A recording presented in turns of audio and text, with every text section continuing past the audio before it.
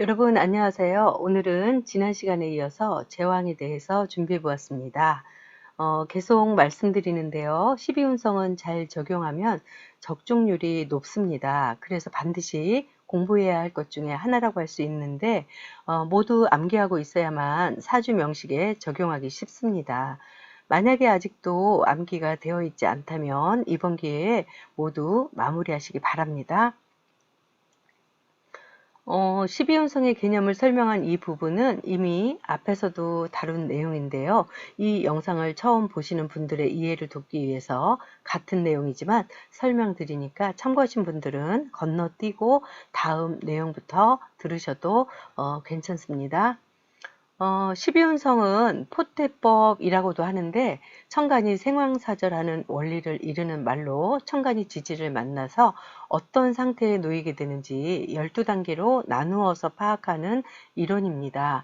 사람 또는 사물의 발전 변화가 12단계를 거쳐서 발생, 성장, 소멸하는데 천간을 기준으로 지지가 어느 단계에 놓이는지 파악하는 것이 천간 생황 사절인데 이것을 12운성 또는 포태법이라고 합니다. 12운성에 대한 고서의 내용은 자평진전에서는 양은 순행하고 음은 역행해서 양생음사, 음생양사를 주장합니다. 그리고 적천수 천미에서는 음간의 12운성을 인정하지 않고 음간은 양간을 따라서 12운성이 진행한다고 주장하고 있습니다. 그래서 양생음사를 비판하고 음간, 양간 구분 없이 동생, 동사를 주장합니다.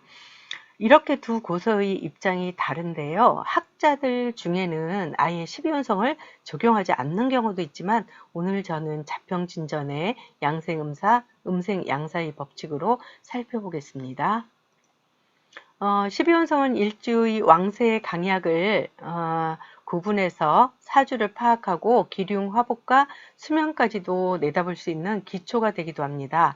그리고 성격이나 운세, 직업 등을 판단하는 것도 가능합니다. 그러니 이것을 적절하게 적용하기 위해서는 천간이 12운성으로 지지의 어디에 놓이는지 모두 암기하고 있어야 합니다.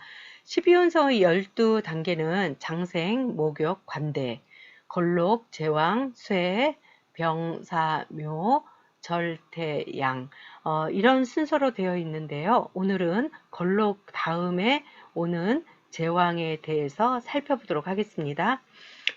제왕은 천간의 간목은 묘가 해당이 되고 을목은 인, 그리고 병화는 오, 정화는 사. 무토와 기토는 화토동법으로 병화, 정화와 같이 가니까 같은 오와 사화에 놓이게 됩니다. 그리고 천간 경금은 지지 유금이 제왕에 놓이게 되고 천간의 신금은 지지 신금이 제왕에 해당이 됩니다. 그리고 임수는 자수, 그리고 계수는 해수가 제왕에 해당이 됩니다.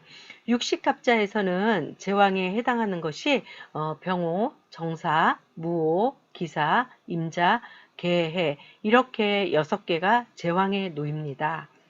제왕의 특성을 살펴보면 제왕은 횡포, 절정, 독립, 명예, 권력, 운세의 변화, 세태, 낭비, 이별 등의 아이콘을 가지고 있는데요. 그 중에서 운기가 가장 왕성한 절정에 이르는 특성은 순간적인 에너지로만 따지면 12운성 중에 가장 큰 힘을 가지고 있기 때문에 말 그대로 기운이나 권력 등이 가장 강한 정점에 이르렀음을 의미합니다. 인생의 최고 전성기를 말하는데요. 누군가와 타협하기 어려운 성격으로 외로운 성향이 강해지는 경우가 많습니다.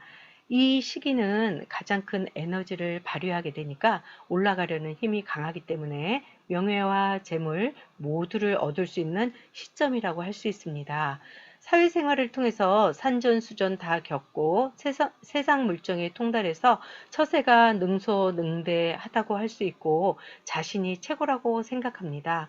어떤 간섭이나 지배를 받으려 하지 않고 자존심과 독립심이 강해서 물러섬이 없습니다.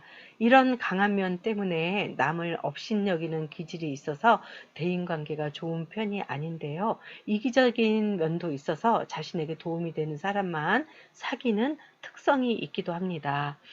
남에게 지지 않으려는 패기는 관대와 비슷하지만 관대의 패기가 유용무모하다면 제왕의 패기는 유용유모하다는 큰 차이가 있습니다.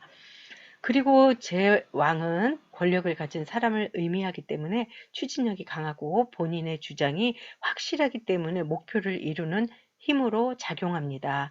사회나 가족 중에서도 강한 존재감을 갖기도 하고 권력에 대한 욕망도 큰데 육체와 정신, 경험과 기술 등이 정점에 달해서 크게 성공하기도 합니다. 그런 반면에 상소군이 없고 낭비가 심하고 운명의 기복이 심한 결점이 있습니다.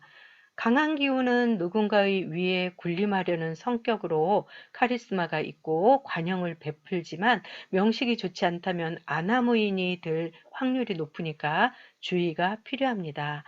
제왕의 시기는 40대 이후 중년기로 과거의 노력이 어, 결과물로 나타나는 그런 완성된 시기로 길성이라고 봅니다. 이렇게 절정에 이른 제왕의 기운은 노년의 세한 기운으로 서서히 내려가는 시기를 맞이하게 됩니다.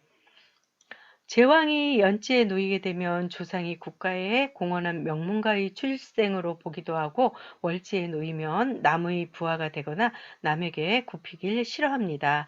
그리고 일지에 제왕이 놓이면 자신감이 있고 포부가 크고 진취적인 기상이 있는데요. 자존심과 고집이 강한 단점으로 타인에게 경시되는 경우가 있으니까 조심해야 합니다. 그러나 사주 명식에 관살이 있으면 신중한 사람이지만 관살이 없으면 고집과 성급함으로 모든 일을 그르치게 됩니다. 시지에 제왕이 놓이면 자녀가 성공해서 가문을 빛내게 됩니다.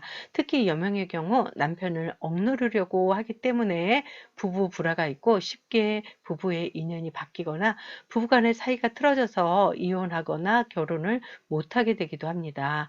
또한 남편이 아니면 본인이 신체가 허약한데요. 관살이 있으면 그렇지 않을 수도 있습니다.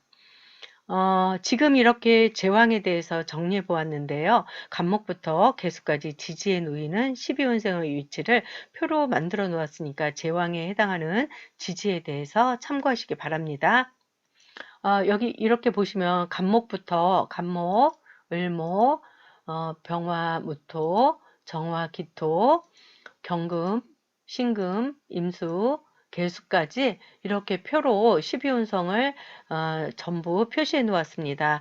제왕에 해당하는 지지가 어느 것인지 잘 한 분씩 눈으로 익히고 머리로 암기해서 공부하시기 바랍니다.